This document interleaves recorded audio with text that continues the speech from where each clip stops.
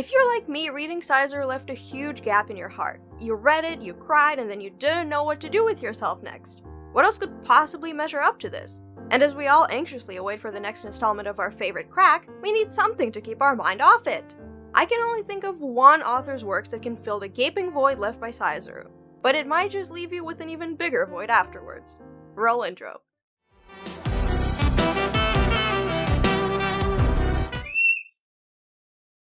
Saezuru is hands down the best yaoi yakuza manga out there, but if I had to choose a manga to go in second place, it would undoubtedly be Acid Town by Kyuugou. In my opinion, Acid Town is the only other yakuza yaoi manga of comparable emotional intensity. The world is just as twisted and complex as in Saezuru, and the only reason it's not in first place is because there's no clear main couple. You don't really know who you should root for, and that goes to show how multidimensional this story is, but it can also be frustrating at times. I sometimes even think to myself that this is a seinen disguised as a yaoi due to the very sporadic sexual elements. But then again, Saezuru hasn't had a whole lot of yaoi lately either, so... big sad, much weep.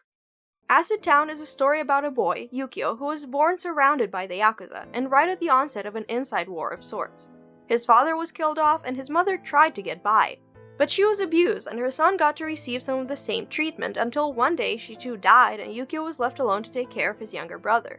This is a story of Yukio's survival and the toll it took on him to do whatever it took to take care of his little brother. But it's also a story about the people around Yukio and the spiderweb of relationships that connects them all. Acid Town truly is a story with no secondary characters. Everyone is a main character and it's all interconnected. It has a similar gritty tone as Saezuru with underlying abuse and trauma affecting each character, but it feels more like a revenge and survival story rather than the healing and redemption that I perceive Saezuru to be.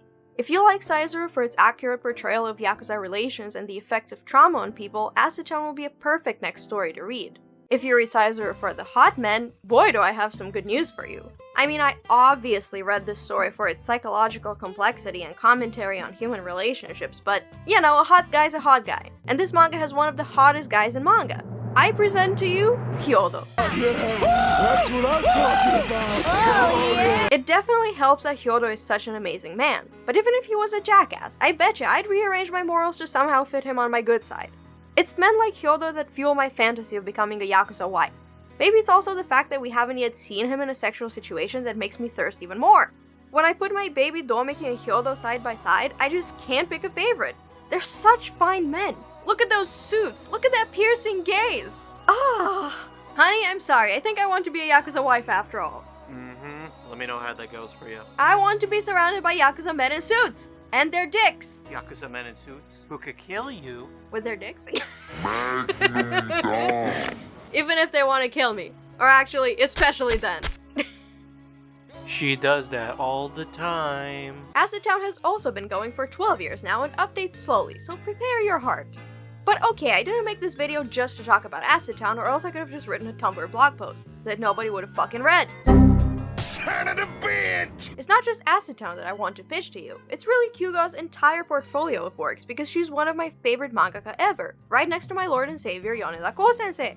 Kyuugou's works were the first yaoi stories that made me grossly sob and reach for the tissues at the same time. Her art is absolutely amazing, and the stories are so distinct and versatile. She can write both fluffy shonenai and heartbreaking psychological yaoi just the same, and it blows my mind every single time. Kyuugou tends to show stories that progress over a long period of time. We often see our main characters as children too, slowly maturing into the people they are at the time of the main story. But I love how Kyuugou's portrayals of childhood are actually childlike. They're endearing and painful in realistic ways. I feel like usually we get to see glimpses into characters' childhood in order to observe trauma, or how certain things didn't change over time. In Kyuugou's case, childhood is shown to be a time when everything was different. Easier times, without any foreshadowing. To me, it feels a lot more genuine that way. But let me talk about some specific titles here. The first story I ever read was Sora Daite o Yasumi. I discovered it due to the insane amount of manga caps there are of it floating on Tumblr. At first they seemed to be just depression porn to me, but once I read the source material, it hit me like a ton of bricks. The story was never formally finished, but in my heart I knew exactly why. It was the story of a twin who was left behind, to use his own words. His brother, who fell in love with him, committed suicide when his feelings were found out.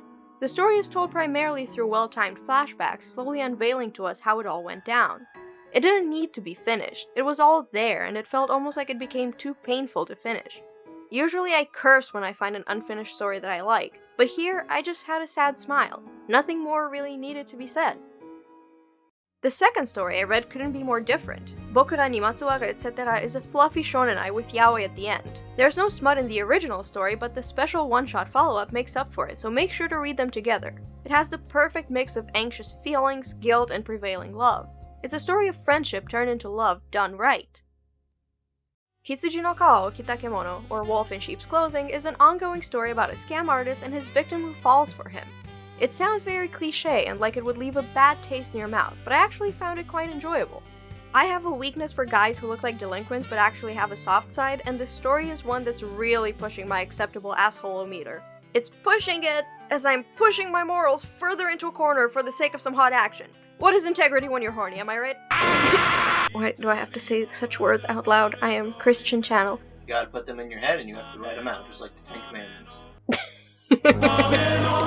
Hoto musuko to koi no ana. Now, if you know any Japanese, I bet your ears peaked at koi no ana because it does indeed mean love hole, and we all know which one that is in yaoi.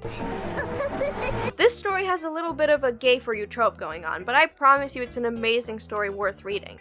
Two cousins who are childhood friends meet again after many years, and our main character discovers that his super cute cousin was not actually a girl. Uh-oh. Oh no! But for once, the girly cousin matures into an actual man, and a very hot man at that. This is also a story of a city boy and countryside man where the uke is older. We get a little glimpse into how hard it is to come out when you live in a very tight-knit countryside community. This story is one of the more graphic ones, and boy is it steamy! Steamy? At first I did not know that this story existed, and when I started reading it a few months ago and immediately recognized Kyuugou's art style, I legit squealed. I had high expectations for it, and it did not disappoint.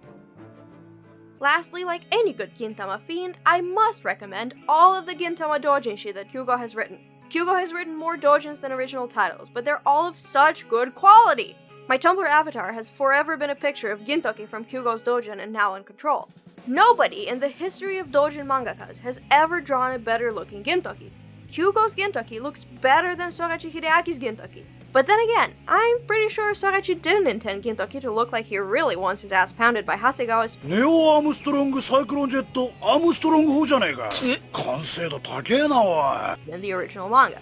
Just saying. Look, Kyuugou has some of the prettiest characters that will haunt you and hurt you and make you thirsty at the same time. You're seriously missing out if you don't read her stuff. Kyuugou also means 9 cocks. So go read Acid Town. I'll see you next time when we'll have to figure out together what to do after Acid Town has broken your heart and brain. Bye!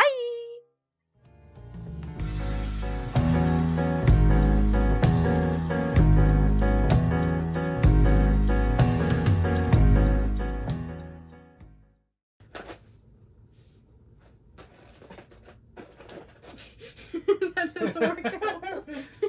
You stepped a little too deep in there. Fuck off. Destiny. What was that for? Being mean. I did. Dad, stop being mean to me. I wasn't being mean. Yes, you are. How? Cite your sources. And it can't be Wikipedia. Meanie. Explain the situation. I thought you were going to slam that into me. I did, but I have bad aim. Move it. Remember?